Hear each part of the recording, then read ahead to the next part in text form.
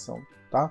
Quando a gente pensa em desenvolver uma solução, nós não devemos pensar somente no desenvolvimento em si, na prática de codar, tá?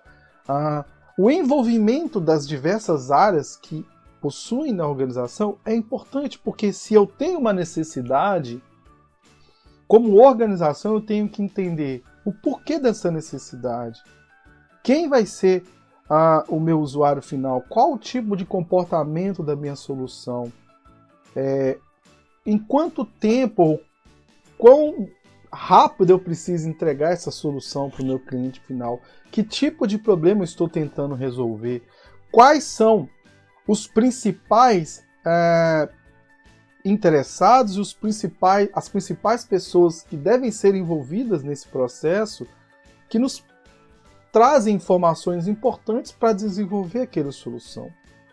Então, é muito mais relacionado a um compartilhamento de informação e a práticas, a planejamentos e planos antes de a gente começar a codar. Então, nesse plano, nesse processo que é cíclico, isso deve acontecer para qualquer produto que a gente vai desenvolver, a gente tem que pensar no envolvimento, sim, dos key positions, dos key stakeholders. De repente, vai ter que fazer alguma pesquisa com o usuário, o time de negócios é importante, o time de operação é importante, o time de desenvolvimento tem que estar associado àquela necessidade. Afinal de contas, o que a gente vai entregar esse valor, mas devemos entender qual a melhor forma de entregar esse valor e como coletar que aquilo de fato é um valor, né? Quais são os nossos objetivos? E quem são os envolvidos? E aí nós falamos sobre a cultura. As pessoas estando aptas a trabalharem em conjunto, em colaboração, em busca de um determinado objetivo. E pode ser que nesse momento, eu não tenho um processo estabelecido, eu não tenho utilizado uma ferramenta específica, isso não é o problema. Mas nós devemos trabalhar de uma maneira colaborativa, seja ela qual for. Se nesse momento você não está utilizando um Azure DevOps, talvez você esteja utilizando um papel ou o quadro, o board na sua empresa para planejar aquela solução, mas se isso te traz clareza, se isso te traz visão, isso é importante. Talvez num segundo momento você vai melhorar a forma de obter essas informações e gerir, mas esteja organizado entre as pessoas que estão envolvidas no processo, sejam elas quais forem. Clientes também. Como você fala de cliente? Qual que é a experiência que aquele cliente espera? Nesse momento, nós não estamos falando de cores, uma tela bonita, isso depende. Mas a atuação, por exemplo, de um time de User Experience é extremamente importante nesse processo, tá? Para que a gente consiga operar ou organizar as nossas soluções e a maneira pela qual a gente entende e vai entregar esse valor. Então, tenha isso em mente, envolvam as pessoas, né? E muitas das vezes, como eu falei, vocês não vão ter o melhor cenário no momento, mas o feito é melhor do que o não feito. Tenham isso em mente, tá? Muitas das vezes a gente pensa que tem que fazer uma coisa muito grande para entregar aquele valor, mas de repente só entregar o valor já é suficiente no momento. Então, pense em pequeno, baby steps, simplicidades, mas envolvam as pessoas. Não entreguem e passem adiante, envolvam, participem, tá? É muito importante essa visão, tá? Então a organização ela vai fazer sentido também na maneira como você trabalha com o seu ambiente de cloud. E aí depois que você organizou, que você entendeu, que você definiu quais seriam as boas práticas e como você vai entregar esse valor, aí você vai passar por um processo de preparação. E nesse processo de preparação, você vai começar a se conscientizar sobre como, de forma prática, a gente deve alcançar aquele objetivo, seja ele qual for. E aí, eu gosto muito da ideia do design.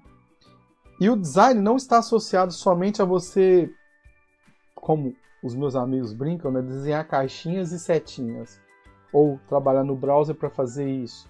Não. O design ele está muito associado Se você coloca um componente, uma caixinha no seu design, e eu não estou falando somente de diagramas, os diagramas eles vão nos ajudar a representar essa visão arquitetural para um público, tá? Mas o design é importante para que você reflita sobre aquele aspecto. Então, se você coloca lá uma caixinha, e essa caixinha você deu o nome de banco de dados, existe um porém para aquele banco de dados estar ali. Mais do que a ligação entre uma aplicação, que geralmente a gente determina essa aplicação como um back-end, estar associado a um database, seja ele qual for, mais do que essa ligação, nós devemos ter que refletir sobre o porquê de cada item ali. Se você coloca um SQL Database associado com um Azure Web App, por que aquele SQL Database é necessário? Por que é um SQL ou um banco de dados relacional? E por que não é um banco de dados não relacional, né? Ou não, na verdade, um NoSQL?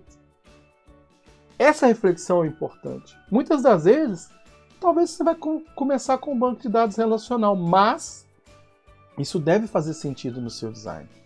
E aí, assim que esse processo faz sentido no seu design, ele tem que ser representado.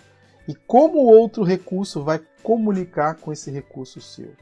E aí, à medida que você vai entendendo, você começa a também observar pontos importantes, mapear os riscos.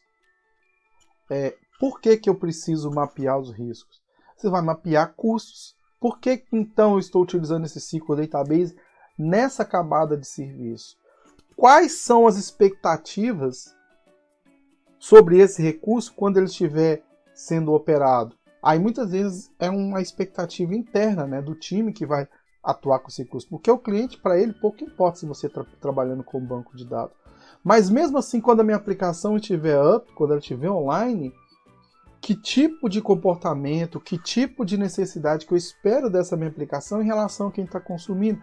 E aí muitas vezes você vai trabalhar em métricas, você vai trabalhar em pensar em formas de efetuar logs da sua aplicação. Então a preparação é um processo que ela está intimamente ligada à sua organização, né? Então eu quero entregar um valor, de repente, no primeiro momento eu não vou precisar, sei lá, de um AKS, de um cluster, de Redis e por aí vai. Mas eu tenho que entender qual é o meu outcome, o que eu preciso resolver para aí sim tomar uma decisão em cima e refletir. E aí eu tenho que mapear, eu tenho que desenhar, eu tenho que refletir para que isso seja possível no futuro que eu efetue melhorias. Existem diversas formas de fazer isso, tá?